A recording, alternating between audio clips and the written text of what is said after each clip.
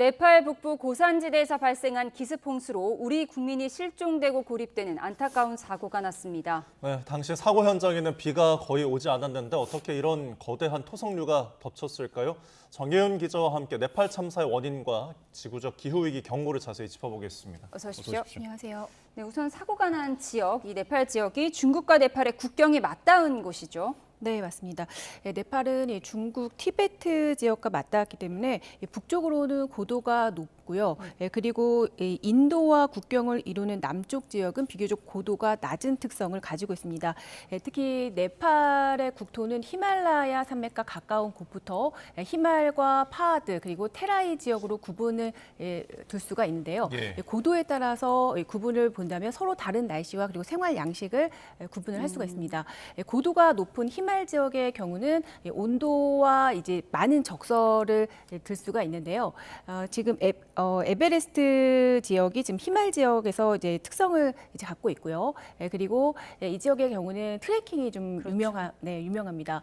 그리고 중간 지역이죠. 이제 파라드 지역 같은 경우에는 그 주변으로 이제 카트만두 지역이 있고요. 그리고 기후는 비교적 온화하지만 날씨 변화가 좀 큰 특징을 가지고 있습니다. 그리고 마지막으로 이 테라이 지역 같은 경우에는 인도와 맞닿았기 때문에 이제 환경과 문화가 좀 비옥한 땅을 좀 갖고 있고 그리고 농업에 좀 유리하고 아열대 기후의 이제 특징을 가지고 있습니다.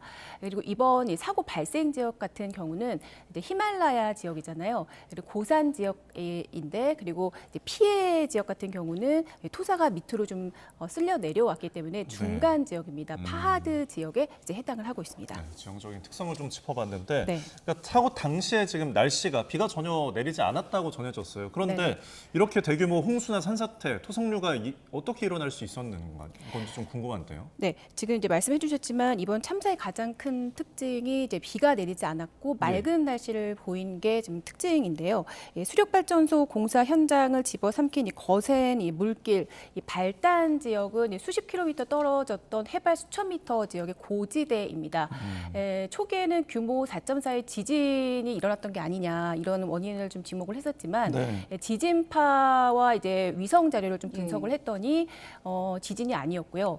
사실 이제 지진 정도의 이제 산사태를 일으켰던 산사태가 원인이었고 이제 거대한 빙하와 이제 암벽 덩어리가 이제 통째로 무너지면서 지진 정도의 충격 자체가 규모 5.2 정도에 달하는 강력한 지진파를 만들어냈던 것이 원인으로 좀 지목이 됐습니다. 이 정도의 사실은 이 미국 지질조사국에서 추가 분석을 통해서 지금 밝혀졌고요. 네, 결국 이제 지질학적 지진이 아니라 기후 변화가 부른 순수 이제 빙하 그리고 암석 붕괴가 원인이었던 것으로 지금 분석이 되고 있습니다. 예, 보통 이런 재난은 빙하가 녹아서 생긴 호수가 터지는 빙하호 붕괴로 많이 알려져 있는데 이번에는 뚜렷한 호수가 없었다면서요? 네, 맞습니다. 이번에 이제 현장 상류 지역에 뚜렷한 이제 빙하호가 존재하지 않았다. 이렇게 지금 분석이 되고 있는데요. 대신에 이제 암석 빙하와 그 산체 내부에 그런 암석이 통째로 무너져 내렸던 것으로 이제 분석이 되고 있습니다. 히말라야 이제 고산지대 땅 속에는 이제 흙과 얼음이 적게는 20% 그리고 많게는 80%까지 뒤섞여 있는 걸로 이제 분석이 되고 있습니다. 이 영구 동토층 이 속의 얼음이 그동안 바위를 좀 단단하게 결합해주는 천연 접착제 역할을 하고 있는데요. 최근에 이 지역으로 급격한 기온 상승이 있었던 것으로 분석이 되고 있습니다. 이 때문에 얼음이 좀 녹아내리면서 바위와 빙벽이 이 지탱력을 좀 잃고 한순간에 좀 붕괴한 것으로 분석이 되고 있습니다. 네, 여기에 이제 히말라야 특유의 좀 지형 구조가 재난을 키운 것으로 보이는데 무너져 내린 이 거대한 정혜연 기자 잠시만요. 저희가 네. 속보가 들어와서 먼저 좀 전해드리도록 하겠습니다. 이재명 대통령이 네팔 홍수 관련 우리 국민 피해 긴급 회의를 주재하고 있는데요. 모두 발언을 들어보도록 하겠습니다. 네, 저희가 지금 앞서서 현장 스케치를 전해드렸는데 지금 이재명 대통령 홍수 관련 우리 국민 피해 긴급 점검회의를 열었고요. 이와 관련해서 오늘 모두 발언이 지금 앞서서 진행이 됐는데 관련 내용을 저희가 전해드리도록 하겠습니다. 앞서 수석 보좌관 회의도 수년하고 이재명 대통령이 직접 긴급 회의를 챙기고 있는데요. 관련 화면이 들어오면 저희가 전해드리도록 하겠습니다. 네, 지금 현재까지 국민 실종이 좀 있는 상황이어서 가용한 모든 수단을 동원해서 실종자 수색과 구조에 총력을 다하라는 긴급 지시가 내려져 있는 상황인데요. 지금 실종자 가족들이 이제 굉장히 기다리고 있는 상황인데 저희가 영상이 다시 들어오면은 이어서 전해드리도록 하겠습니다. 현재 최소 165명이 숨지고 1,300여 명의 실종자가 나온 상황인데요. 관련 정부 대응은 들어오는 대로 속보 다시 한번 전해드리도록 하겠습니다. 네, 이어서 말씀해 주실까요? 네. 저희가 이제 돌발 홍수 얘기 좀 하다가 끊어진 것 같습니다. 네, 그러니까 이제 토성류가 사실은 이제 돌발 홍수를 일으킨 건데 좁은 상류 지역, 그러니까 V자 이제 계곡이었잖아요. 네. 이제 빙하호가 이제 지금 화면으로 나오고 있습니다. 저 지금 엄청난 토성류가 흘러내리고 있는데요. 중간을 막았다가 위에서 흘러내리는 그 압력을 견디지 못하고 이제 무너져 내린 겁니다. 거대한 빙하와 토석이 좁은 상류 협곡의 물길을 가로막으면서 순식간에 이제 임시 그 천연댐을 만들었다가 상류에서 차오르는 물의 수압을 이기지 못했기 때문에 이 댐이 일시에 터지면서 V자형 좁은 협곡을 타고 지금 보시는 것처럼 타고 내려오면서 이 파괴적인 이 초강력 이 토성류로 돌변하면서 하류의 이 공사 현장까지 저렇게 덮치게 된 겁니다. 네. 지금 네팔의 기후적 특성, 그러니까 지금 시기가 몬순 네. 기후이고 흔히 얘기해서 이제 우기인데 네네. 이번 사태를 키우는 좀 그것도 영향이 있었을까요? 네, 맞습니다. 뭐 확실치는 않지만 가능성은 있는 상황입니다. 예. 네팔의 경우에는 6월부터 8월까지가 여름 몬순 우기 기간에 해당하는데요. 이 석 달 동안 연간 강수량의 무려 이제 80% 이상이 집중되게 됩니다.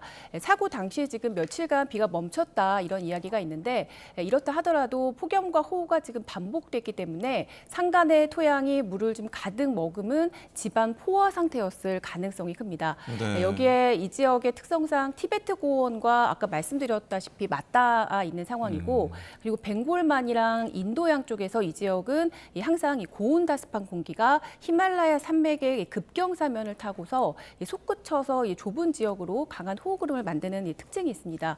이 같은 현상이 나타날 때는 지형 효과 때문에 약해진 이 그 산체 사면을 타고 그 강우 구름이 만들어지는데 이렇게 되면은 이 산 비탈길. 비탈길 쪽으로 견디지 못하고 예. 이 약해진 지반 때문에 이 무너져 내리는 그런 현상이 나타날 수가 있습니다. 알겠습니다. 예. 이번에 전문가들은 이런 얘기를 하더라고요. 거대한 빙하가 폭탄과 같은 잠재력을 가지고 있다. 그러니까 온난화 때문에 이런 빙하가 너무 갑자기 녹아버렸다는 거예요. 네, 맞습니다. 최근에 이제 온난화 때문에 히말라야 주변으로 빙하가 녹는 속도가 과거보다 한 2배 이상 빨라졌다. 이런 이야기가 있습니다. 세계적 학술지에서도 21세기 들어서 히말라야 빙하가 녹는 속도가 2배 이상 빨라졌다. 이런 이야기가 있는데요. 실제로 이제 이런 현상 때문에 과거에도 인도와 네팔 주변에서 실제로 이런 사례가 관측된 사례가 있습니다. 2013년 6월에 인도 이제 우타라타드 주에서 이 몬순과 고산 이 빙하호 붕괴가 겹치면서 5,700여 명이 사망 실종되는 대참사가 있었고요. 예. 그리고 2023년 9월에도 네팔 카드만두 분지에서 하루 최대 300mm가 넘는 폭우가 쏟아지면서 예. 이 관측 이래 54년 만에 최고를 기록하는 그런 사례도 있었습니다. 사실 이런 빙하나 고산지대 붕괴 위험이 이곳만이 아니라 만년설 품고 있는 산들이 많잖아요. 세계적으로 맞습니다. 조금 암시하는 게 있을 것 같은데. 네, 사실 이 전지구적인 온난화 때문에 세계 이제 주요 산맥과 그 주변에서는 이미 이런 사례들이 그런 위험에 처하는 그런 사례가 이제 쏙쏙 나타나고 있습니다. 예. 히말라야뿐만 아니라 남미 이제 안데스 산맥 그리고 북미 로키 산맥 그리고 유럽의 이제 알프스 산맥 등 이 빙하와 만년설을 품고 있는 산맥 전역이 이 똑같은 이 붕괴 위험에 노출돼 있는 이 상황입니다. 예. 또 캐나다 북부와 시베리아, 몽골 고원 등 이 대부분이 이제 눈과 얼음으로 덮여 있는 이 동토대가 발달한 이곳에서는 땅 속에 얼음이 녹으면서 도로와 건물, 이 집안 등이 이제 주저앉는 그런 심각한 피해가 발생한다 이런 분석이 있습니다. 그리고 이뿐만이 아니라 예. 이제 홍수도 무섭지만 장기적으로는 물 부족 현상까지 피해가 발생하는 그런 장기적인 피해가 나는 그런 현상이 나타나고 있는 상황입니다. 네, 기후 위기의 피해를 이렇게 직접 겪을 수 있다는 분석이 좀 많은 것 같습니다. 지금까지 정혜원 기상재난 전문 기자와 함께했습니다. 고맙습니다. 고맙습니다.